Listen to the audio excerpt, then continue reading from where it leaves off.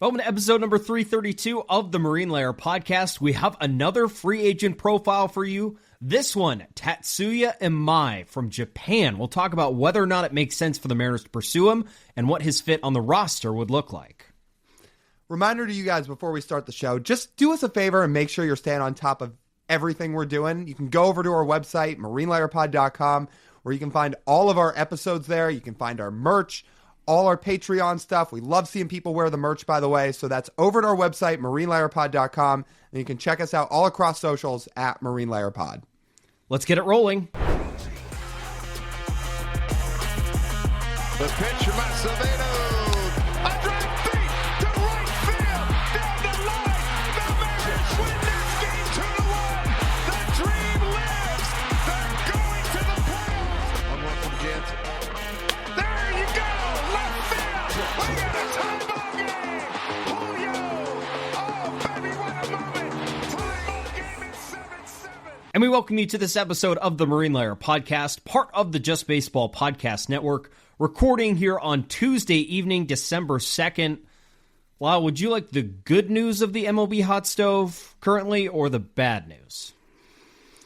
I mean, as Mariners fans, haven't we had enough bad news on the hot stove over the years? Sure, hit me with the good news. Well, the good news is it's good for this player. I guess it's good for Mariners fans too. I'm not so sure about the team that actually signed this player, though. Alek Manoah signed a major league contract with the Los Angeles Angels. Guaranteed major league contract with the Angels. He had been DFA'd by the Blue Jays to put Anthony Santander back on the roster late in the season while hurt and rehabbing. The Blue Jays decided to not pay him money this year while he was under control. They decided to just let him be a free agent. And the Angels gave him a guaranteed contract to be in the big leagues this year. All I can say is belt to ass when he plays the Mariners. The Mariners had not really gotten enough cracks at him after they beat him in the playoff start and he made that comment. But now they'll get their chance. Whenever he returns, he's rehabbing from Tommy John. Whenever he comes back, whenever he's healthy, yeah, he's going to get to face the Mariners. Then, I feel like Cal and Julio might remember a thing or two. And it's safe to say he is a much different pitcher than the last time they saw him. He was actually good the last time they faced him. I mean, I know the Mariners in-game promotion team probably won't do this, but if they really want to get a reaction out of the crowd, if Alek Manoah pitches at T-Mobile Park and the Mariners light him up, can you just start putting flat tires on the Jumbotron every time he gives up a run? Or maybe like the air escaping. Yeah, but there needs to be a tire up there. Sure, there needs to be a tire. You can do both. You get a little, because they got nice big speakers, you can do some sound effects. Like Julio rips a double and all of a sudden you hear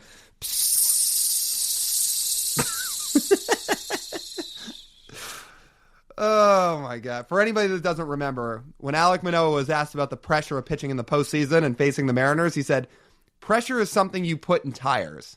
The Mariners proceeded to chase him out of the game by what, the fourth inning? It did not take very long. He was not fooling them. No. And then after that, he fell off a cliff. He got hurt. He struggled with his weight. He couldn't throw strikes. He couldn't throw hard. He got lit up by minor leaguers. And the Blue Jays cut him. I mean, minor leaguers, they sent him all the way down to rookie ball in the complex league, and he was getting lit up there.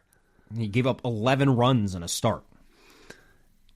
Isn't this the most Angels move ever to sign somebody like him? Yes, it is. Yeah. Just like it's the most Angels move ever for them to keep their GM, who's been there almost a decade, by the way, since they got rid of Jerry. He's not won anything. Perry Manassian hasn't been there that long because you're forgetting the Billy Epler days after Jerry left, and then Manassian came in. He's been there, I don't know, 3 years? I thought Manassian's been there at least 8? That sounds like it's too long. Let's see. Wasn't Billy Epler with the Mets? Yeah, but Epler was the one who was there when they got Shohei. Maybe I'm just not remembering this right, but Perry Manassian has been there for, I think, at least 6 or 7 years. Oh, right? Okay, Manassian was named general manager in November of 2020, so maybe Epler's been gone longer than I thought. Oh, well, he's been there shorter than I thought. Anyways, whatever time span you want to take of the Angels, whether you want to start in 2016 or you want to start in 2020, they haven't won anything. They haven't showed progress of anything. They haven't generated a young, exciting core, really, at all. They haven't kept Mike Trout healthy. They haven't had a good pitching staff. They haven't had a good bullpen. They've had an okay offense. So, if we're not going to take a signing of Alek Manoah, who a big league team said to him they didn't want him pitching for them and just opted to let him leave, yeah, that feels pretty Angels. Yeah. And of all teams to reignite something from him, I'm not thinking it's the Angels. No, really? Think of what Alek Manoah has dealt with, right? He was a sort of a ready pitcher when he came out of college. It did not take him very long to reach the big leagues once he got drafted, and didn't take him very long to have a success at all. So, like, the pitch strategy and the mechanical aspect of it has not really been, at least at first, not the issue for Alek Manoah. It's more been like a motivational factor and being in good health, which the Blue Jays were unable to do. The Angels are going to be able to get that out of him? The Angels. You and I saw that team at the end of the year. Did it look like they were bought in, playing hard? Does it ever look like they're bought in and playing hard? No. I mean, look, shout out Bryce Teodosio, who's a long time, who I've known for a long time because we were in the Cape League together. I know I've talked about how Ryan Pepio and I have stayed friends through the years from that. Teodosio was there the year after Pepio, so it was 2019, the summer we were there. And he was great. When I got to see him for the first time in 5 or 6 years toward the end of the year. That was awesome. But as a whole, that group in general, yeah, not really. Would I be shocked if Mike Trout's like getting off the golf course at that point in the year at like 4:30? No. Yeah, straight from the golf course to the ballpark. Yeah. I mean, like, I swear with the Angels, if you are a name, have ever been a name, or were once a top prospect, they don't actually evaluate players. They'll just bring them in. They'll just say, hey, we'll take a chance. I mean, look at all these names. They trotted out there in 2025 that were once a name. I mean, you're talking about Logan Davidson, Scott Kingery. You're talking about Carter Kieboom. All these guys were top 100 prospects that totally failed out. And by the way, there's still more. I mean, you want to talk about Lamont Wade. You want to talk about Tim Anderson. You want to talk about guys like, man, I don't know. Like this list just runs on and on. If you were ever a name, they will bring you in hoping you're just going to somehow find your best self with an organization that doesn't develop anybody, and then they don't. And that applies for what I thought was their best move of the offseason, where they somehow got Grayson Rodriguez for 1 year of Taylor Ward. Like, Grayson Rodriguez was at his peak as a prospect. He's been a good big leaguer at times, but he's also recovering from elbow surgery. So, like, who knows? And who knows if the Angels are going to get that out of him? That move could honestly work out good for the Angels, but it is in line with, like, oh, was a big name a couple of years ago. Yeah, let's trade for him. I mean, again, like they signed Yoan Moncada this year. It's the same idea. That guy had questions about his work ethic. He hasn't been good in forever. He did not pan out as a prospect, but the Angels are like, sure, let's bring him right in. It is unreal. And now you can add Alek Manoah to this list. As long as they sell tickets, that's the name of the game. Do they sell tickets? Angels land. Do they sell tickets with the Dodgers in town and they just still the product do. they put? Yeah, they still do. You get the people leaking over from Disneyland and people who are stuck on I think they're right next to I-5. Stuck on I-5. I can't remember. It's been so long since I've been there. Stuck on interstate traffic who just want to get off the freeway and they decide, oh, I can go to an Angels game for probably like $20. So I'm just going to go in there anyways. Because I've been to that stadium one time. Not memorable at all. I think we got yelled at by Dodger fans. Shocker. What else? God, I was going to say something else. It's just incredible how many times they do this with players. Like, I'm even looking at somebody like Kevin Newman from this year, who at one point was a name and had some hype as a prospect, but again, hasn't been good in the big leagues. The Angels are like, yeah, just come on in. Think about some others. Pujols was okay, But when they signed Pujols and they signed Josh Hamilton, that's a little different. You were expecting those guys to actually be good. Yeah, you were. Pujols was not washed when he signed. Pujols, maybe not. Josh Hamilton. I mean, there were always concerns with Josh Hamilton, right? For obvious reasons. But I don't know, man. Same idea. I don't think that when the Angels signed him, they thought that he was just going to come in and fall off a cliff. The guy hit 43 home runs the year before he signed. And then he got introduced to the culture of the Los Angeles Angels of Anaheim and was like, Yeah. Well, yeah. CJ Wilson. And it's been a common theme for 15 years now. I know. I mean, they are a hilarious franchise in every way. It is truly amazing that it was the same ownership in place when the Angels were one of the most dominant teams of the 2000s. Like, they were legitimately one of the best franchises in baseball during the 2000s. They were constantly good. They could actually beat the Yankees. They had really good players, and since then it has been, despite landing the greatest player perhaps ever in Major League Baseball, squandering all of it. Greatest player? I mean, you can argue at their peak the two greatest players ever on the same team. Oh, I remembered what I was going to say. You said do they sell tickets? Yeah, they sell tickets, Lyle. Artie Moreno will tell you sell tickets. That's why he didn't sell Shohei at the deadline in 2018. Dude. Or in 23. Yeah. I still would have been fascinated to see what a Shohei package would have looked like for half a year. But you know what? We'll never know because he couldn't sacrifice ticket sales, only for him to get injured like 3 weeks later and miss the rest of the year. What a franchise. If you want the bad news of hot stove transactions, Lyle and I had a golden darling sitting out there on the free agent market that we really wanted, who unfortunately signed earlier today on Tuesday. Devin Williams is now a New York Met. 3 years for $50 million. I mean, I guess technically he signed Monday. Signed yesterday, yeah. Yes. Monday. I was thinking about that as that came out of my mouth, but yeah, you get it. Yeah, this sucks. Look, man, I'm not going to sit here and kill the Mariners for this by any stretch because obviously they signed Naylor. They're off to a good start. They're returning most of their core. Like, I'm not going to rehash the way we were talking about the team last offseason and where our heads were last offseason because it was a whole different ballgame about a year ago for a lot of different reasons that we don't have to get into throughout the course of this segment. But if you're just talking about getting Devin Williams, yeah, man, this is the guy we were banging the drum for. Taking Kyle Tucker aside, this is the guy we were absolutely banging the drum for. And TJ and I think it's fair to say, are not Mr.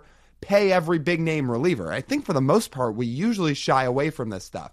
But between Devin Williams getting way less money than anybody would have expected him to a year ago, being maybe the easiest bounce back candidate of all time, and the fact that the Mariners want more high leverage bullpen arms and you're getting a chance at a guy who might be the best one in baseball when he's at his best, yeah, I would have done this. I would have done this for the $15 million a year that the Mets are going to pay him, with the $5 million being deferred. And I would have brought him into Seattle. Since it's the Mets, this question pops up for me. Do we think the Mets grossly overpaid versus what the other market for him was? I feel like most people are going to say yes. But again, if we're learning anything, similar to batting average, I think we are learning that Major League Baseball teams in the year 2025 do not take earned run average seriously when handing out contracts. And I don't mean that as a bad thing. ERA is not quite where batting average is, where it's all but a useless stat at this point.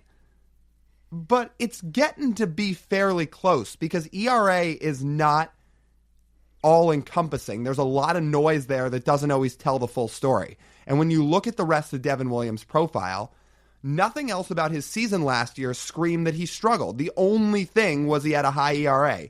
Everything else, from everything under the hood, from the expected numbers to the savant bubbles to the way he was striking out hitters in the back half of the year, says he was an elite reliever again. So I don't think it's some bad contract. He's also going to get out of a hitter's park in Yankee Stadium into a pitcher's park in Citi Field. If he had signed into Seattle, he would have been in a pitcher's park. And you'd still be paying him at a bargain of what one of the best relievers in baseball should make. There's a chance the Mariners were only okay signing Devin Williams if it was way below market rate as opposed to just below market rate. Because the top market rate for top closers now is $20 million a year. So that's about the Edwin Diaz amount. It's $20 million a year. Devin Williams is going to get 75% of that. There's also the factor of this. Devin Williams goes to a prospective team in free agency and says, I'm pitching the ninth inning, right? And the Mariners go, I don't think so. I don't think Devin Williams cares. I think he wanted his money and he's got some interest to play for a winning baseball team or a competitive baseball team. And the Mets will be that. The Mets, by all reports, right after the Williams signing happened, was they're still going to be in on Edwin Diaz and they want to bring him back. And Devin Williams clearly must have some idea of that along with his agent and his camp, because if you bring Edwin Diaz back, Devin Williams isn't closing and he's clearly all right with that. Then maybe he's okay with not being a closer for certain teams. But who are those teams? Is he going to say, no, I'm not going to close for a team that was 8 outs from the World Series? I don't know. At the end of the day, I think this, as with almost everything, comes down to money. Were the Mariners going to give Devin Williams $50 million? Before this even started, this whole offseason started, knowing Devin Williams' market, if you said the total amount you'd have to pay to Devin Williams is $50 million, would the Mariners do it? What do you think you would have said? If it's up to me, I'm signing up in a heartbeat. I would have done it too. Would the Mariners have done that? I did think there was a chance the number would be lower than that. I did too. But I still would have paid him that because it's half the money he should have gotten if his ERA wasn't ballooned because he had to pitch in New York last year. Devin Williams didn't get any say if he got to pitch in New York or not. I bet you if he had stayed in Milwaukee in 25, that doesn't happen. And then he's making $100 million. I am looking at the idea of signing the guy who can very well be and often is the best reliever in baseball for 50% of the money that he should have gotten. Not really. He's signed up for about 75%. 50% total, but we're focusing on 26. That's where the Mariners are sort of balancing the books on this. 15 million versus 20 million is the number, not 50 versus 100. I guess, but if he had gotten a reliever type deal, had he had a good ERA last year, he's probably getting 5 for 100. Sure. And the Mariners would have been out on that because they wouldn't pay a reliever for 5 years. So that's the idea here. It is 3 years, not 5. You are not tied down to this forever. And you are paying a guy that, again, especially if you put him in Seattle, I just look at a team that had bullpen problems down the stretch. Guys got taxed. You were one leverage arm short. You got a chance to add the golden one, like the arguable best one in the game. And they don't do it. I'm not going to kill them for it, but I'm not going to sugarcoat it. I'm disappointed. I wish they had done this. I get the feeling, though, they understand they need to add another leverage bullpen arm. Like, that's how they treated the deadline, and a big reason they lost Game 7 is because of bullpen, right? Like, I feel like they understand this. Like, they've seen this. Well, certain guys could have been used in Game 7, but yes. They could have been, but the best way to hedge against that is to have more great relievers. Yeah. Because guess what? If you're putting Duran in that spot instead, doesn't have to be Munoz. Again, we've talked about the Duran thing. I don't think it's very private at this point that the Mariners were right on the doorstep of getting Joan Duran. From everything we understand, I think they thought the deal was done on Duran, and then the Phillies swooped in last second. So yes, they know they need bullpen help, but if you need bullpen help and you want somebody of that caliber, if Devin Williams is asking for 3 years, why aren't you doing that? It's not costing you prospects. It's not the 5-year deal you probably thought he'd get a year ago. And he's a great reliever. This is why I'm hung up on this. I was not sitting here last year pissed off that the Mariners didn't sign Jeff Hoffman. I think we floated the idea out there saying, could they do this? But I don't think either of us were that sold on it. It is the idea of potentially getting serious market value on a guy that should be making way more money. Again, look at anything about Devin Williams' season last year, not named his ERA, and it says, yeah, this is a great reliever. Yeah. Do you think there's any chance he just didn't want to come to Seattle? Yeah, there's a chance. Even though there's a lot of things that check out about Seattle. Again, Seattle favoring pitchers, teams now competitive. They've developed so many bullpen arms over the years and pitchers in general. But look, man, if you want full transparency, we did do some digging on this and we checked in with some people. And the consensus we got back is we're not so sure Devin Williams' camp exactly loves the Mariners. What does Devin Williams himself think about him? I don't know. But what we basically have the understanding of after doing some homework on this is I don't think Devin Williams' camp loves Jerry Dipoto. I don't think they love John Stanton. And that may have been what was part of a deal breaker if the Mariners were even at the table at all.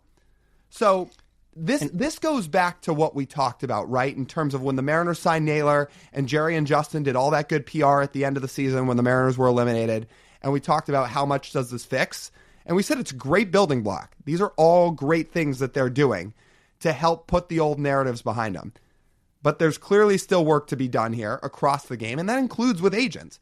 I'm going to guess the reason that look, we can't know. For all we know, if there are agents out there that do not like the Mariners, it could be things from 5 years ago. It could be things from 10 years ago. Scott Boras, by all accounts, is still pissed at the Mariners from 25 years ago about A-Rod, and that's why that relationship's broken. But I am going to assume what causes friction a lot of the time here is dollar figures. And the Mariners not often wanting to negotiate at top dollar with the money that these agents probably want for their clients. And as a result, it could probably lead to them having some hostility, whether it's right or not.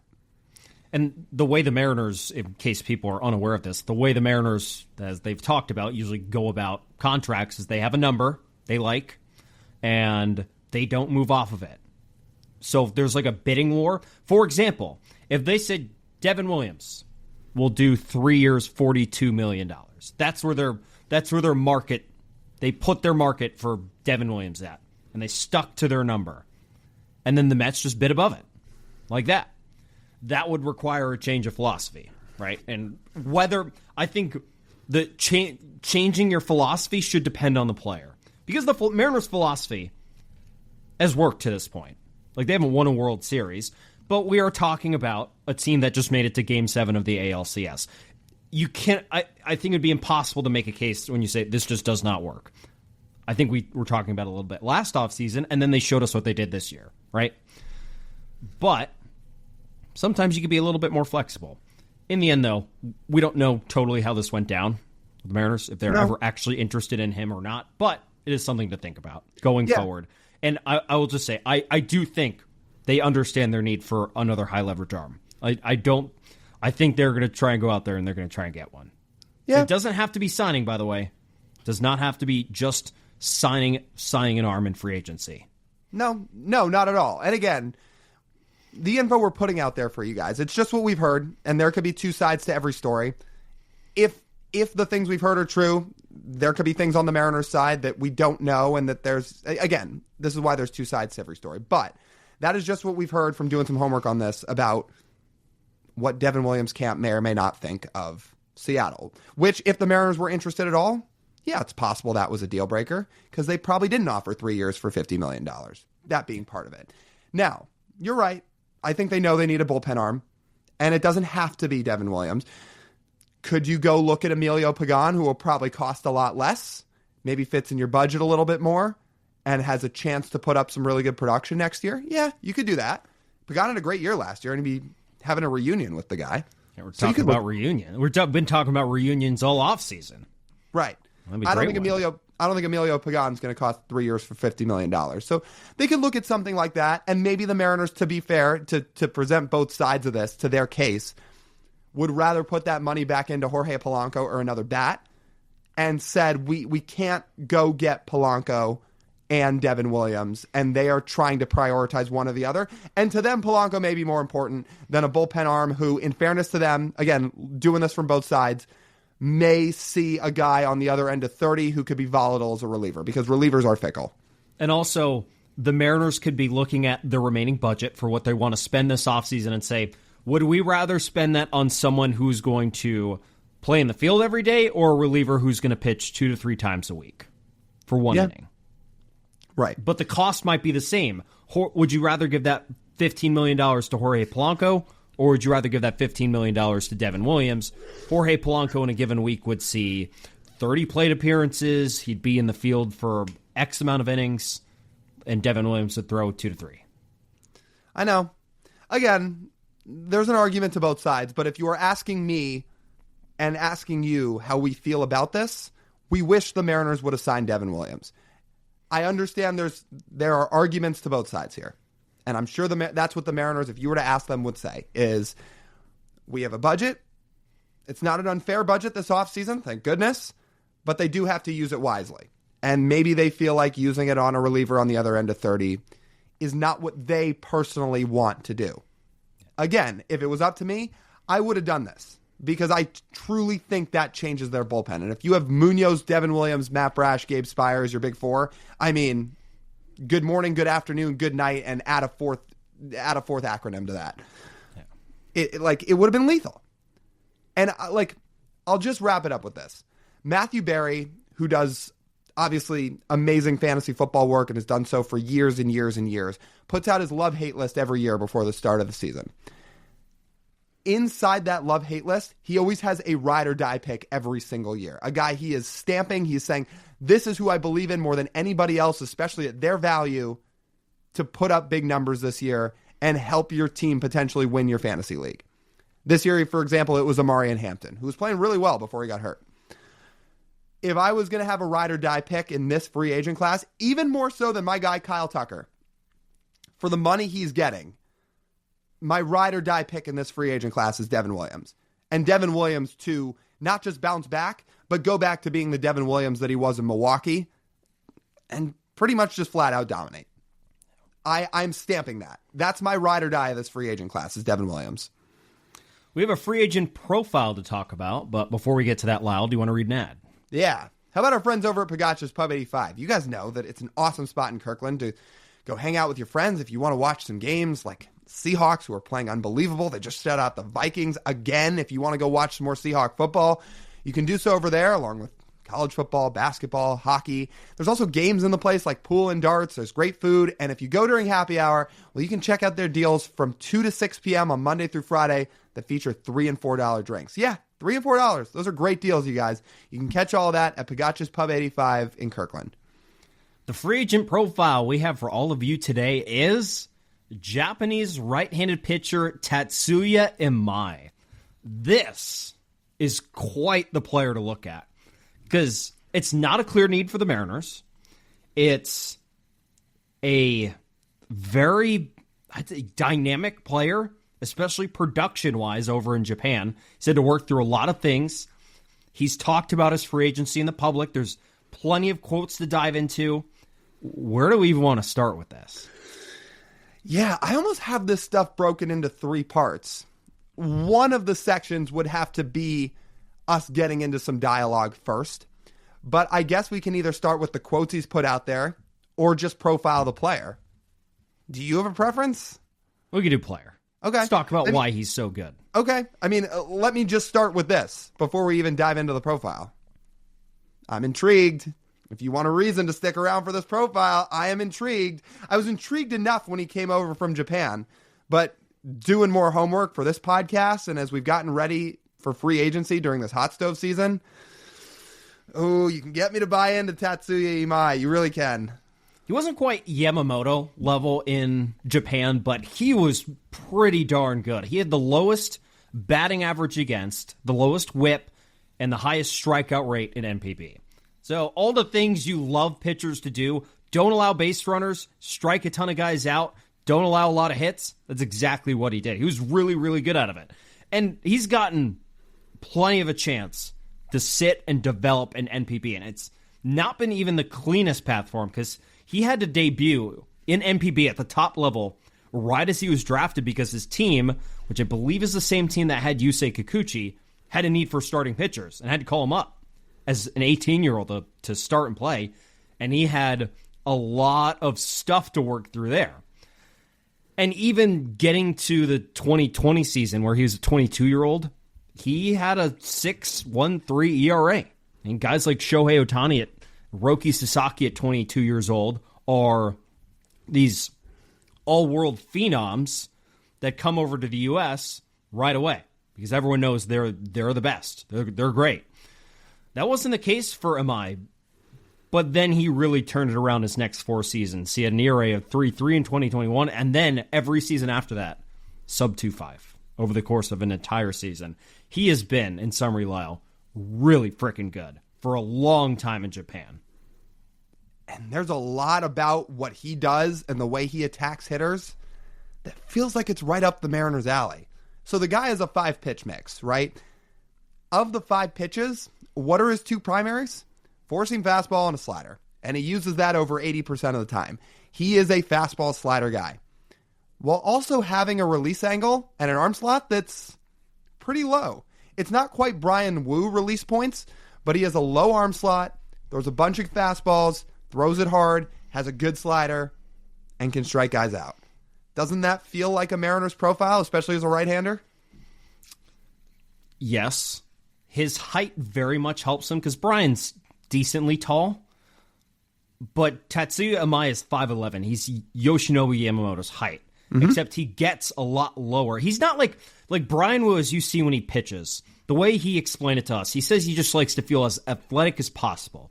And for Brian, feeling athletic means really sinking down as he's throwing, like really sinking into his legs and letting his legs explode as he's throwing, right? And that creates that low release angle.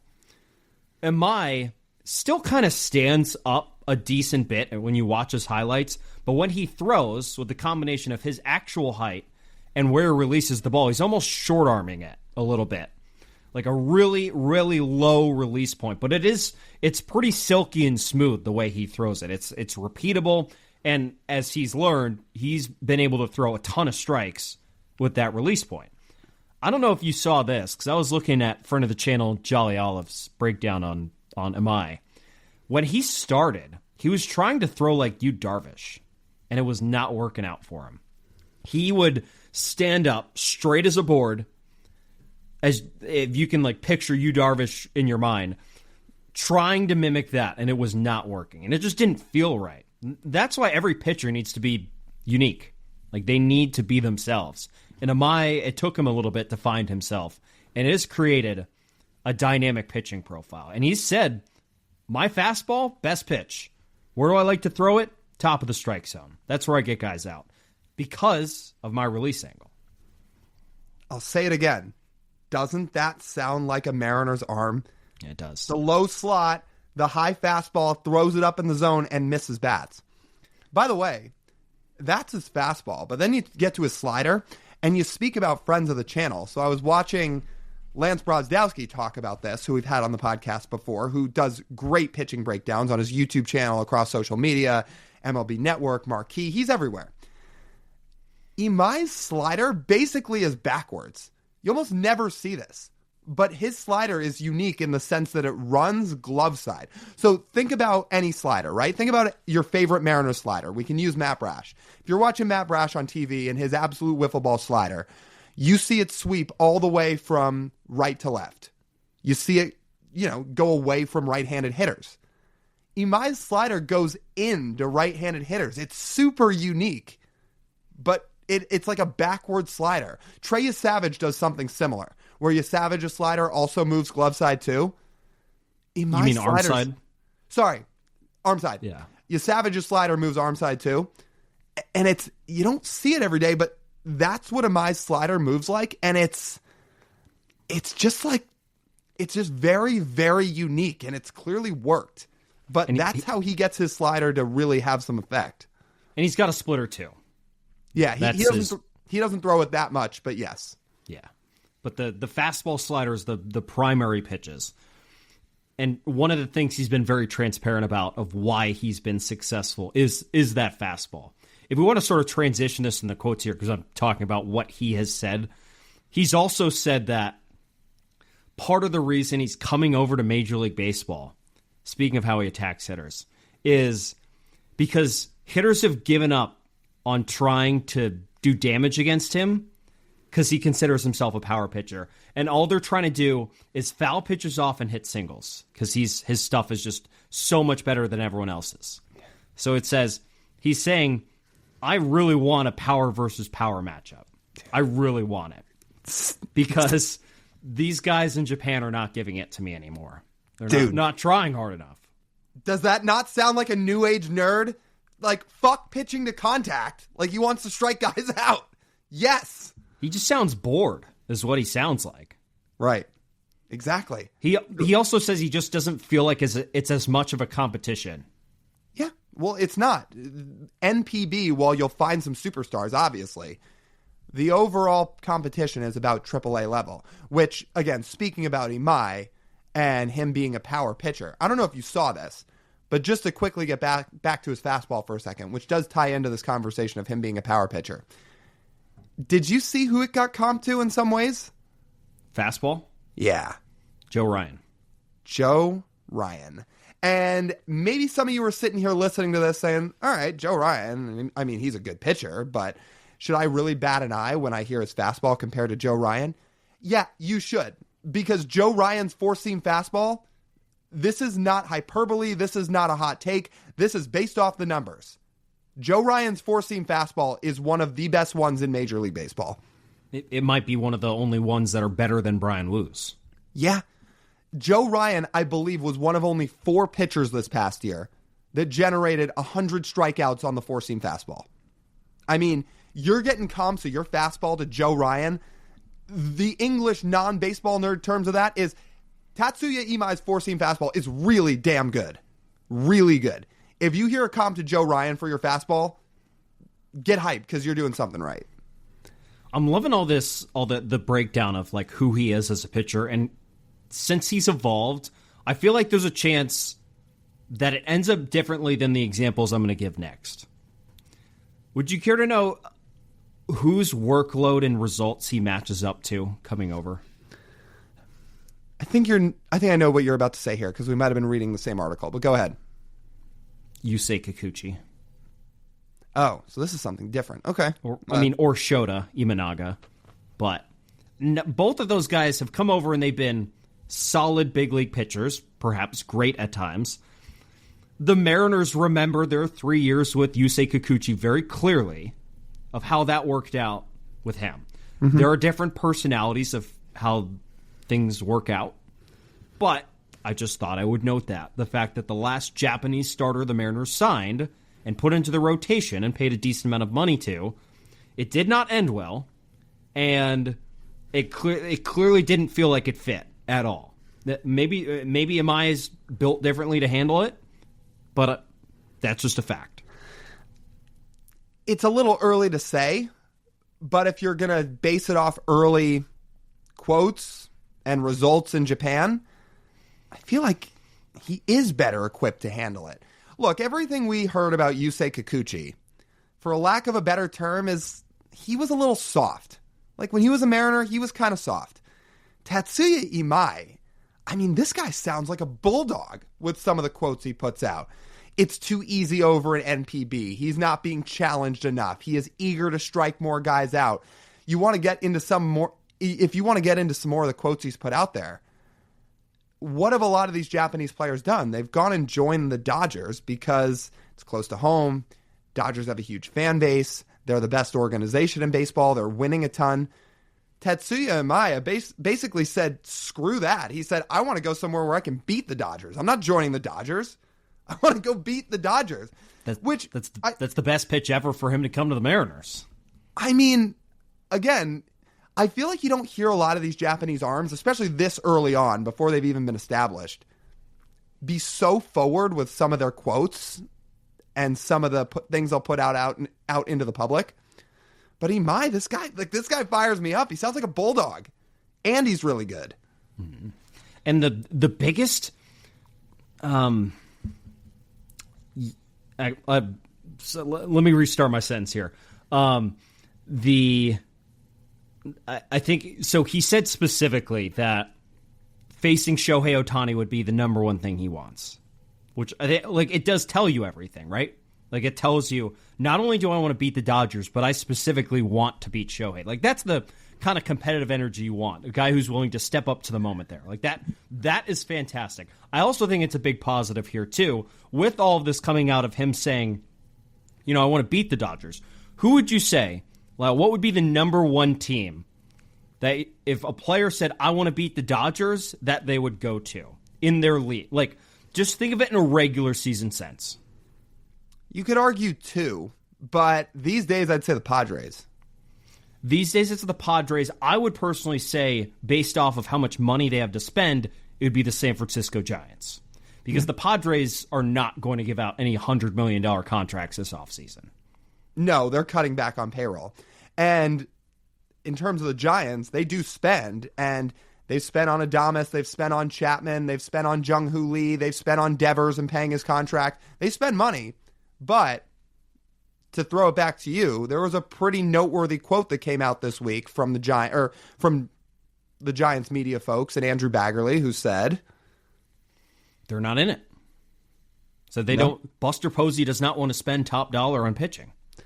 They are more inclined this offseason to look at shorter-term deals to upgrade their roster. So they said that doesn't really involve Tatsuya Imai. So this is where you get into pretty interesting waters, because you try to think about where his suitors would be, right? There were three teams that I thought about. Padres, we just talked about, they're not going to be giving out any big contracts. Giants, both are West Coast teams, both are in that division. If he wants to beat the Dodgers, it makes sense. Giants sound like they're not in it. They're not going to offer a big contract. And then the other team for a while when the offseason started that would have made a lot of sense was the team that the Dodgers went up against and beat in the World Series, which was the Blue Jays, who were clearly looking to upgrade their rotation. But now we sit here, and in the last week, the Blue Jays have signed Dylan Cease. And as of recording here on Tuesday, they just signed Cody Ponce from Korea, who's also expected to pitch in their rotation. So they seem like they're out on Imai. Where's he going at this point? The suitors I would say the number one suitor right now is the Mets. Right. Money to spend, and they have almost nobody in their rotation. But let's get into this too. We're going down the list of Tatsuya Imai quotes. One of the other things that he said, and maybe not every single one of these things will come true, but we are laying everything out here for people. Tatsuya Imai said that he prefers to not pitch for a team that already has a Japanese presence, that already has current Japanese players on their team. The Mets have a current Japanese player in their rotation in Kodai Senga. And that would also rule out the Chicago Cubs. Shota Imanaga. I don't know, man. That would also rule out the LA Angels. Right. Another West Coast team. I don't know, man. Like, you go down these checkpoints paired with the fact that it was reported this week as well by Jeff Passan and a few others that Tatsuya Imai is expected to sign before the end of the winter meeting. So that's in a week. Tatsuya Imai has been posted, obviously, and that window opened where he has 45 days to sign with a team. The reports are they think he's going to sign by the end of the winter meetings with somebody. But there's no leaks out there at all right now for who he could sign with. If it's not the Padres, if it's not the Dodgers, if it's not the Giants, if it's not the Blue Jays, if it's not the Mets, if it's not the Cubs, if it's not the Angels, and he presumably wants to win, where could he be going? That's a good question. I see a door open here for the Mariners. And like I said at the start of this segment, I am intrigued. I am very, very I want to use a different word, but I can very much talk myself into Tatsuya Imai. How would Tatsuya Imai fit on the Mariners if they decided he was the one they wanted? Like, they were going to sit there and they're going to pony up the money. How are they going to make this happen? Yeah, so that gets to the third branch of this conversation, which I was obviously saving. What happens if you sign him, right? My first question here is, do you lose all leverage in a potential Luis Castillo trade if you sign him? And do the Mariners care about that? Do the Mariners care about that stuff? No, they don't.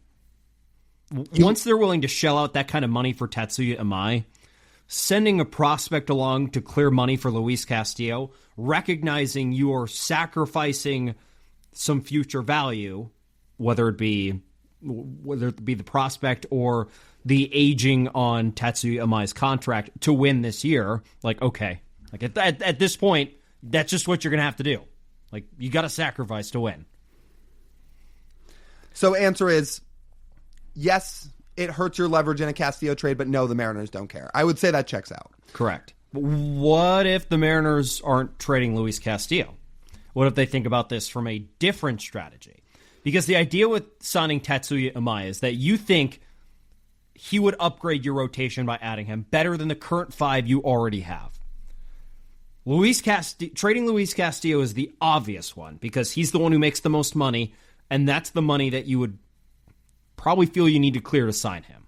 But what if the Mariners decide we would rather add more salary and trade from one of our core 4 homegrown starters instead, one of those guys that we don't think we can sign to an extension instead? Because Tatsuya Imai will be signed to a 5 to 6 year contract worth probably $120 to $150 million. If you put that same contract in front of George Kirby and he's not willing to sign it, wouldn't you rather have Imai, if you're the Mariners, on this team at the same age for the same amount? So then this puzzle piece starts moving, doesn't it? This is where the pieces really start to rotate.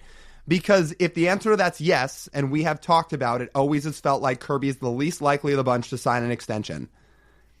Is this the time period where you are willing to think about trading him away? Because if Imai is signed, not only is he pitching in your rotation for a long time, but he's probably pitching close to the top of it.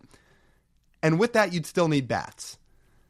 Do you trade away 3 years of George Kirby for a bat? Could it be Jarren Duran? Could it be Ketel Marte? Is this where the pieces start to move? I would say there is a conversation that has to be had there. Yeah. Your payroll would be swell, and this would take a big step forward from ownership and the top executives of the Mariners to make this happen. Because in this scenario, you're not trading away Luis Castillo, you're adding Tatsuya Imai, and you're going to be adding quality, hopefully star major league players in a trade that you would get back for one of your starters, whether it be George Kirby or Bryce Miller or somebody else that you decide to trade. Like in this hypothetical, you're trading Kirby away and you're getting Jarren Duran back, and you're adding Tatsuya Imai to this rotation. Or I feel like that team is better overall than a team where you trade Luis Castillo away for pretty much nothing and just swap him and Imai in the rotation. Because if there's one thing the Mariners do still need, they do still need another bat. I think a lot of people think it's going to be Jorge Polanco on the infield, but what if it's Jarren Duran in the outfield? What if he's that extra bat you get to lengthen this lineup and give you a much more dynamic presence in your lineup, much more like Julio? As much as we like Naylor, he's not a burner like Jarren Duran is. Right. Look, and we talked about this because we've talked about Duran already this offseason. The Mariners are going to have to do their homework on him for a lot of different reasons, but if you're just talking about the baseball player, yes, that makes your team better. Of course it does.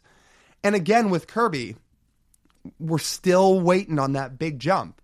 And I think it's fair to question at this point, is it going to come, especially when he's in Seattle? It's not to say no. It's not to say it can't happen. But we've seen Logan take the jump. We've seen Wu take the jump. We've seen these jumps be made. You still haven't really seen it with Kirby. And that's not to say he's been a bad pitcher.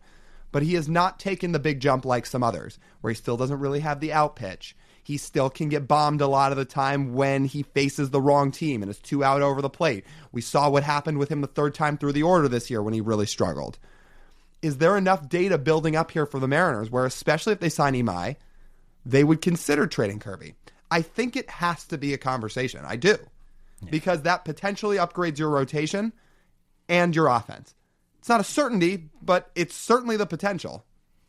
The scenario in which I do that is if you are 100% confident Tatsuya Imai would be one of the 3 best pitchers in your rotation. Mm-hmm. If he's not, if you have him graded similarly to 2026 Luis Castillo in terms of production, then this is not worth it. Because then you'd be paying a bloated contract for what everyone already thinks Luis Castillo's contract is bloated. At least he's proven it in MLB. There is always a chance with a guy coming over from a different league that he's just not that good. Mm-hmm. Yusei Kikuchi, who I will bring back up with the similar numbers to Tatsuya Imai in Japan, came over for the first year at the Mariners and stunk. I think the expectation here for Imai is you obviously do not have to be Yoshinobu Yamamoto. That is not what anybody's expecting. He's not getting the money that would have those expectations be set. But you do have to be better than Shota Imanaga and Kodai Senga and that group. You have got to be somewhere in between those guys. Because if you are, you're a number 2 starter in the big leagues. And that is a huge, huge boost to an already really good Mariners rotation. But I think that's the bar to clear. You got to clear Shota. You've got to clear Kodai Senga, that group. Is that fair? Yeah. Yes, you do. Now, here's the one other route I mapped out here for what the Mariners could do. Could you trade Luis Castillo if you sign Imai? And that opens up the spot in your rotation. It clears some money. But then you'd still need a bat, right? If you sign Imai, you are expecting to have him for the next 5 to 7 years. I don't know how all your prospects are going to get up to the big leagues at that point with that many controllable starters under contract. So at that point, couldn't you think about going and trading one of your legit pitching prospects for a real bat? Couldn't you go that route too? Yeah, or two. Where exactly? So then, I mean, if you're really thinking about 2026, even if you don't think Kirby long-term signs his extension, then your rotation, if you trade Castillo, becomes Logan, Wu, Imai, Kirby, Bryce Miller, which, good Lord.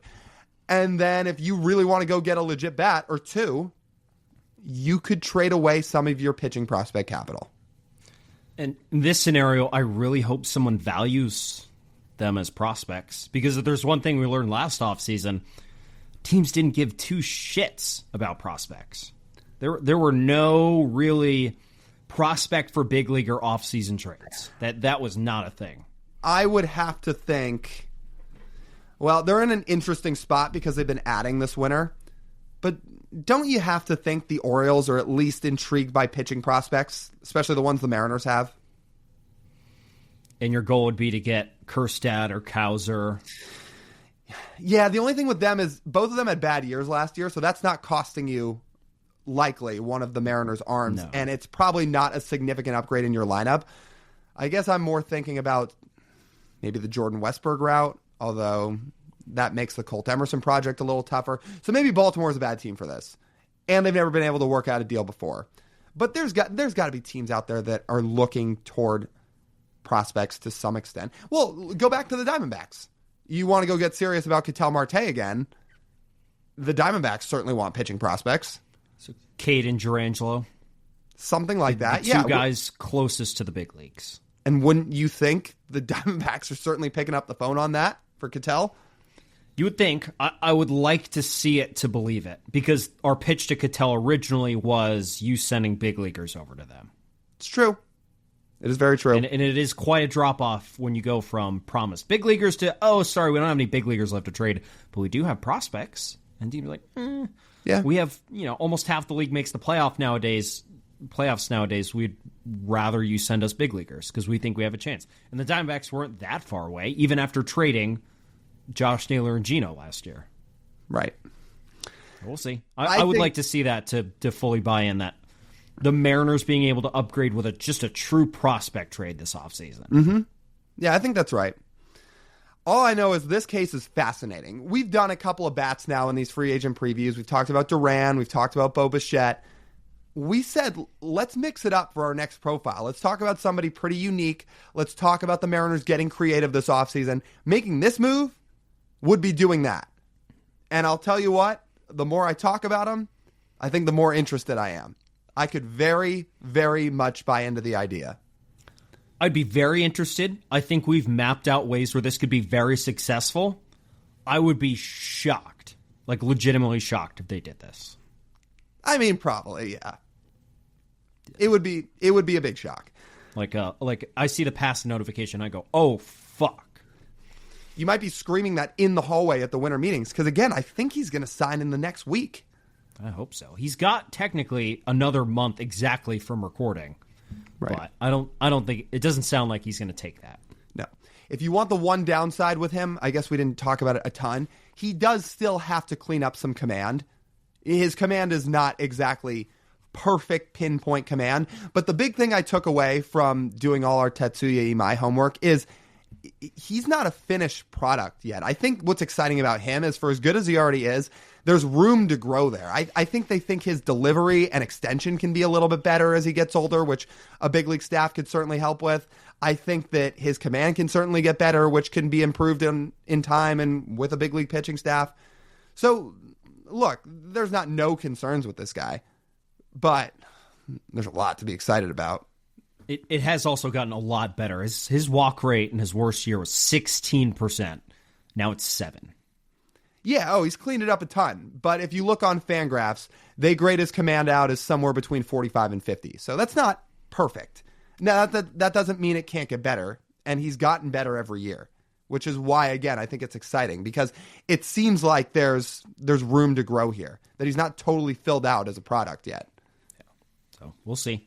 I guess my only other concern with him is that he's not a big dude. No, but you could say neither was Yamamoto, but Yamamoto also seems to be a very much one of a kind. So, yeah, I mean, Marcus Stroman wasn't a big dude. He had a good career. Anyone pay Marcus Stroman $100 million? What contract did he get in Chicago? I mean, he got one real free agent deal. That's a good question. He got one real free agent deal. What was it? 2 years for... he signed a 2-year deal with the Yankees. No. Maybe that was it. Anyway. 3 for $71 in Chicago. That's what I thought. The Cubs gave him some real money. All right. Look. But Imai might get $120 million. Yeah, $150 million. I think some people think he's going to get $150 million because he's really good. But again, there's been small right-handers over the years. It's not it's not the norm, though. No, but it's not an urban folktale either. There's plenty of success stories. Just not as many. Yeah. And Yamamoto is a unicorn, as we saw. The dude pitched on 1 day, 0 days rest. Yeah. In the World Series. And doesn't even lift. He does handstands. And for some guys it works. Yeah, and javelin throws and yoga. Yeah, it's crazy. Yeah. Meanwhile, then you've got Shohei just deadlifting thousands of pounds and hitting 500-foot nukes. Yeah, he's a giant. And then look at the Mariners' rotation. They're all enormous. All of them. Bryce Miller on TV doesn't look that big. He's a tall dude. Yeah, he's tall, lanky, gets down the mound. Brian Woo's not towering like Logan Gilbert, but, he's pretty built. Yeah. So. Imai would be, he's my size. He's essentially my size. If any of you listening have met me in person, that's Tatsuya Imai with longer hair. And he's a little scrawnier, I think. Well, his original listed weight was 154. I believe he's up to 176, which sounds more right. Mm-hmm. So if he was 154 pounds, I'm going to be honest, I would be really concerned about giving him $150 million. Yeah. Yeah. Look. That's like Tristan McKenzie level weight. Tristan McKenzie was a pitcher for the Guardians, who, by the way, got DFA'd. So, couple really good years, though. Couple really good years, yeah, but could not keep it up. And maybe if he had a little more oomph behind. There is a reason that teams have prototypical pitchers they want. Like when you build a pitcher in a lab, it spits out Paul Skeens because it's what we know is the most sustainable. Right. Because there's a lot less wear and tear on certain parts of your body if you are balanced and strong and tall. Regardless, I'm in on this. I could very much buy in. So give me a yes or no right now. Would you sign him? Yes. Okay. Now. Go ahead. I would say no. Okay. Now, will the Mariners sign him? I think we're a consensus. Probably not. And my reasoning for this is because if they did sign him, they would not upgrade other parts of their roster. If they did say they would upgrade other parts of their roster still, then I would do it. But I don't think they would. Well, it would have to come through trade. It would, but I'm thinking from a salary perspective.